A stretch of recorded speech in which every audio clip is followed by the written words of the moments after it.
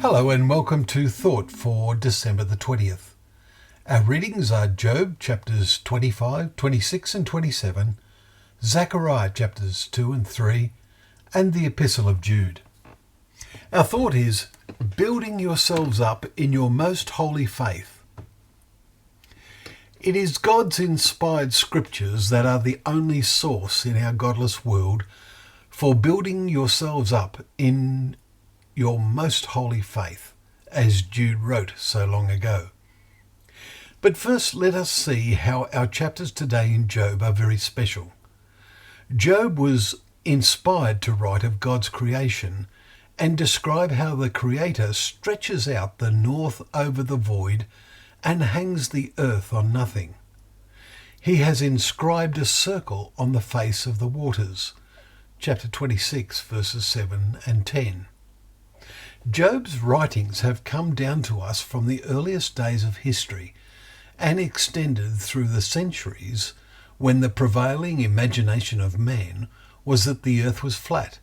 Only in recent centuries did men realise the earth was some sort of circle and it was possible to sail around the earth.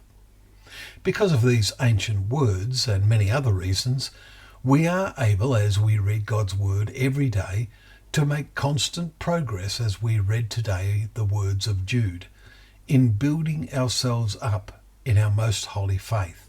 Verse 20.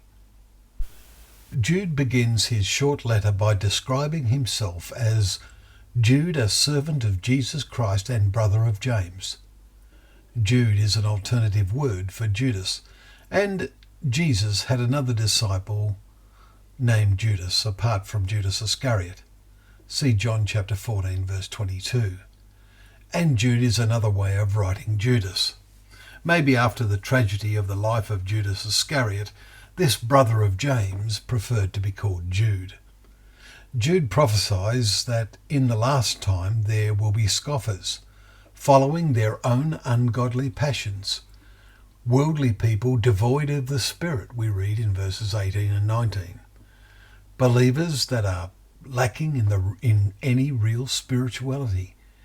It is probable that this initially applied to the state in the faith, or lack of it, in Jerusalem just before the Romans destroyed it. But Jude is writing to the beloved, telling them that they must be building ourselves up in our most holy faith. How challenging that he calls the true faith most holy. Let us meditate on the way our faith is most holy and whether we are really effective in our building. Well, thank you once again for joining us for Thought for the Day, where together we can open up the pages of God's Word, which helps us build up our faith. And so let it be a lamp to our feet and a light to our path.